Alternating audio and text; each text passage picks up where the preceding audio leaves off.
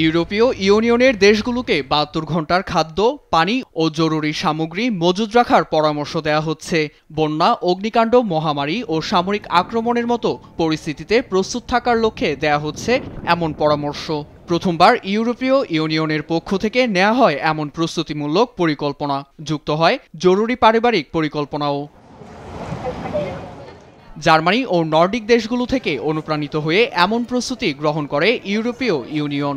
জার্মানিতে সামরিক সংকট মোকাবেলায় তথ্যবহুল লিফলেট বিতরণ করা হয়। সেই সঙ্গে অ্যাপের মাধ্যমেও দেওয়া হয় তথ্য। ইইউর কমিশনার হাদসালা হাবিব সাংবাদিকদের বলেন, তিনি ৭২ ঘণ্টার প্রস্তুতি নেয়ার পরামর্শ দিয়েছেন। আমরা সদস্য দেশগুলোকে বলছি ৭২ ঘণ্টার স্বয়ংসম্পূর্ণ পূর্ব প্রস্তুতি গ্রহণের সুপারিশ আমাদের। জলবায়ু সংকট, মহামারী, সাইবার আক্রমণ ও সামরিক হামলার মতো পরিস্থিতিতে জনগণকে সমন্বয় ও সচেতনতা বৃদ্ধির একটি কৌশল এটি। এছাড়াও এই নথিতে বড় আকারে সংকটের জন্য প্রস্তুত থাকারও পরামর্শ দেওয়া হয়। কমিশনের ভাইস প্রেসিডেন্ট রোকসানা মির্জাতু ভয় দেখানোর অভিযোগের জবাবে প্রস্তুতিকে দুর্ঘটনা বিমার সঙ্গে তুলনা করেন।